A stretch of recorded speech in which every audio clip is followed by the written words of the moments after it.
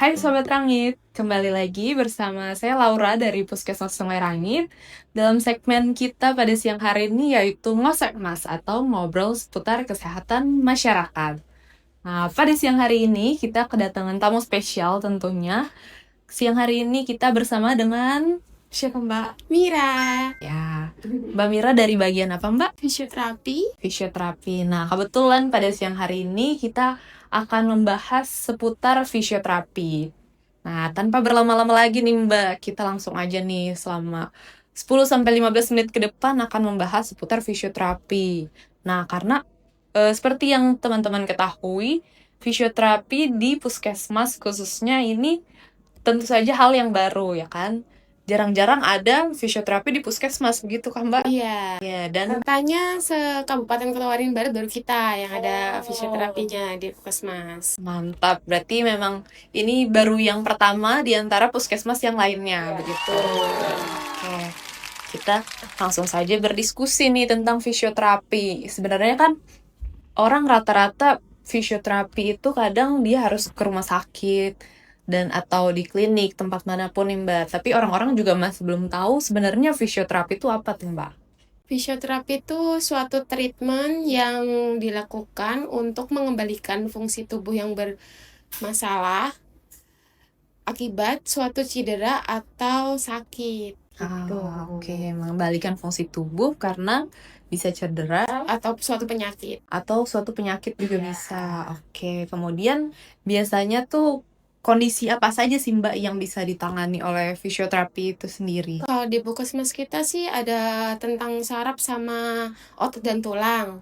Kalau saraf tuh kan contohnya kayak pasca stroke, terus carpal tunnel syndrome, Parkinson, terus Chuby tunnel syndrome, kayak gitu sih kalau untuk yang saraf. Kalau untuk yang otot dan tulang tuh kayak nyeri pinggang, nyeri punggung, radang sendi itu juga masuk di Oke. tempat kita. Berarti biasanya nih kan sering nih Mbak ada kaum-kaum jompo, berarti itu bisa lah ya Iya. harusnya di fisioterapi. Iya. Iya. Nah, kemudian fisioterapi sendiri itu biasanya apakah menyakitkan nggak sih Mbak?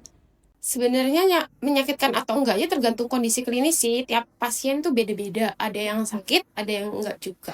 Oh, tergantung Kondisi klinisnya. Oke, kemudian kadang fisioterapi itu ada stigmanya gitu Mbak. Stigmanya tuh katanya kalau fisioterapi itu artinya dipijat. Nah, gimana nih Mbak? Coba klarifikasi tentang fisioterapi. Apakah benar fisioterapi itu hanya dipijat saja atau justru tidak benar gitu? Tidak benar. Soalnya fisioterapi kan pakai alat juga. Kita kan banyak nih alatnya. Kalau di Puskesmas ini ada infrared, ultrasound, TENS, massage gun, kayak gitu sih. Berarti memang alat-alat di puskesmas ternyata sudah lengkap ya. Iya, iya lumayan lengkap. Iya. Iya. Nah, itulah. Kemudian seberapa sering sih Mbak kita ini harus melakukan fisioterapi? Apakah cukup sekali saja kita datang ke puskesmas, kemudian atau harus berulang kali untuk mencapai kesembuhan itu sendiri? Sebenarnya juga tergantung kondisi klinis sih Mbak. Biasanya minimal tuh 1 kali seminggu, maksimal 2 kali seminggu kayak gitu. Maksimal 2 kali seminggu. Iya. Oke. Dan dalam 2 kali treatment itu apakah sama treatmentnya atau biasanya berbeda-beda Mbak? Berbeda-beda, setiap sesi ada bedanya di exercise-nya biasanya. Exercise-nya. Oke, berarti apakah selalu dengan alat atau tanpa alat juga bisa? Tergantung kondisi klinis juga. Kalau itu. Tergantung masalah kesehatannya Iya. itu sendiri. Oke, kemudian kapan sih waktu yang tepat kita untuk datang ke fisioterapi? Apakah lebih baik sebelum kita sakit, kita sudah datang ke fisioterapi, atau justru setelah kita sakit baru kita ke fisioterapi? Setelah ada keluhan, misalkan kayak nyeri pinggang atau nyeri punggung yang berkepanjangan, nggak sembuh-sembuh, nih berarti kan waktunya ke fisioterapi. Terus sering kesemutan atau kebas, kram kayak gitu berkepanjangan, itu juga bisa. Cedera olahraga, itu juga bisa. Terus gangguan postur tubuh yang ngerasa postur tubuhnya kok bermasalah ya, itu bisa ke fisioterapi juga. Terus gangguan gerak pasca operasi juga bisa ke fisioterapi. Oke, berarti itu yang kadang kita masih belum tahu ya orang-orang awam gitu, masih belum tahu kapan sih harus untuk menuju fisioterapi. Iya. Oke.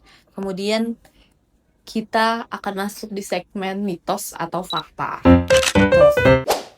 Nanti Mbak bisa menjelaskan apakah ini termasuk mitos atau fakta ya. Iya. Yang pertama yaitu fisioterapi hanya menangani nyeri otot. Mitos. Kenapa tuh Mbak mitos? Soalnya fisioterapi itu nggak cuma nanganin tentang otot aja, tapi bisa tentang tulang, bisa tentang saraf, bisa tentang anak juga bisa. Oh, gimana tuh Mbak? Kok bisa untuk anak juga? Misalkan kayak batuk pilek tuh bisa juga kan fisioterapi buat mengeluarkan dahaknya supaya lebih cepat keluar kayak gitu dahaknya. Oke. Nah, menarik ya. Jadi tidak hanya untuk mengobati yang radang sendi, ternyata untuk yang terapi batuk pilek pun bisa gitu. Oke, kemudian lagi nih Mbak, fisioterapi ini apakah hanya untuk cedera olahraga, mitos atau fakta? Mitos juga. Oke, kenapa tuh Mbak? Ya itu kan karena bisa buat nyeri otot. Oh iya. Radang sendi itu kan nggak selalu karena cedera olahraga. Oh, macam-macam berarti ya. Kemudian mitos atau fakta, pasien untuk menemui fisioterapis ini harus memakai rujukan atau tidak tuh Mbak? Sebenarnya kalau di sini sih harus ketemu dokter dulu. Kalau di sini, kalau di klinik bisa langsung ketemu fisioterapi. Tapi kalau di sini harus ketemu dokter dulu. Oke, berarti memang harus melalui konsultasi dengan dokter. Iya, kalau di sini ya. Oke. Mitos atau fakta yang terakhir Mbak, fisioterapi adalah bagian dari ortopedi. Mitos. Karena fisioterapi sendiri, ortopedi sendiri. Kalau ortopedi setahu saya lebih fokus ke tulang, otot, dan sendi. Kalau fisioterapi kan ada ke saraf juga. Kayak gitu sih. Oke. Nah, tadi sudah di sesi mitos dan fakta, kita kembali lagi nih Mbak ke pertanyaan.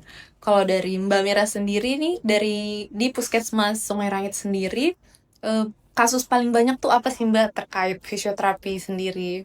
Kebanyakan nyeri pinggang sih kalau di puskesmas kita ini. Kebanyakan nyeri pinggang, terus radang sendi yang di lutut.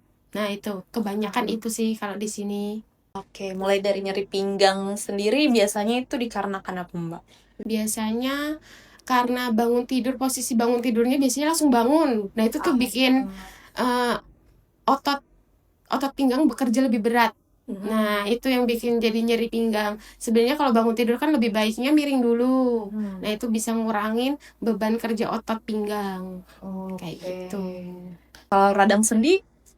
Radang sendi kebanyakan karena kelebihan berat badan. Gitu. Kan tumpuannya nih.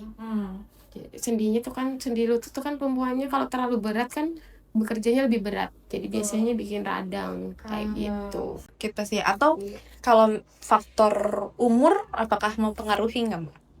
Radang sendi? Iya, usia. Usia juga ngaruhin sih. Biasanya kan kalau semakin usianya semakin lanjut dia cairan di sendinya ini semakin berkurang. Nah itu juga bisa bikin radang. Oke. Berarti kemudian Mbak, di fisioterapi sendiri ada anjuran usia sekian sampai sekian gitu nggak Mbak untuk melakukan fisioterapi? Nggak ada sih. Nggak ada. Berarti apakah mulai dari bayi pun bisa fisioterapi? Bisa. Bayi yang untuk batuk pilek itu kan mulai dari lepas tali pusat itu sudah bisa. Oke. Nah itu informasi baru Mbak untuk kita tentunya. Ternyata dari bayi pun udah bisa melakukan fisioterapi.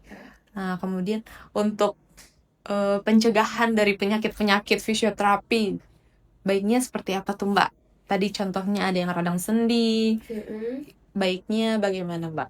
Kalau yang untuk nyeri pinggang itu kan sebaiknya kalau angkat beban tuh jangan posisi ruku tapi jongkok. Nah itu salah satunya. Terus kalau untuk radang sendi mungkin berat badannya dikurangin kayak gitu. Kalau yang ngerasa berat badannya lebih nih, kalau bisa dikurangin supaya lebih mencegah lah. Iya, berarti lebih ke aktivitas fisik ya. Kalau misalnya kita cedera olahraga itu Mbak, kita olahraga tapi karena salah gerak malah jadi cedera. Nah itu padahal itu kan olahraga untuk mempersehat malah jadi sakit tuh Mbak. Biasanya kurang pemanasan sih. Itulah. Tapi berarti gerakan yang salah pun bisa juga mempengaruhi Benar, cedera itu betul. sendiri. Betul. Oke. Nah, sekarang pesan-pesan untuk teman-teman kita, Mbak. Pesan terkait fisioterapi, pesan-pesan kesehatan yang Mbak Mira bisa kasih. Pesannya mungkin lebih kenalin diri sendiri. Misalkan ada keluhan tuh lebih baik segera daripada nanti sudah sakit sekali baru datang ke fisioterapi. Gitu aja sih. Oke, lebih baik Segera. segera daripada berlama-lama Iya. nanti Makin memperburuk. makin memperburuk, malah Iya. makin susah disembuh. Iya, betul. Itulah teman-teman. Oke. Ya, itulah podcast kita pada siang hari ini. Informasi yang penting tentunya di Puskesmas Sungai Rangit. Oh iya Mbak, yang terakhir nih masih supaya teman-teman tahu juga, di Puskesmas Sungai Rangit membuka pelayanan fisioterapi. Kapan tuh Mbak jadwalnya? Jadwalnya dari Senin sampai Sabtu, dari jam 8 pagi sampai jam 11 siang. Oke, nah itu perlu kita catat. Senin sampai Sabtu jam 7:30 pagi sampai jam 11 siang. Oke, kalau gitu baik. Kita akhiri podcast kita pada siang hari ini. Oke, bersama saya Laura dan Mira. ya, selamat siang.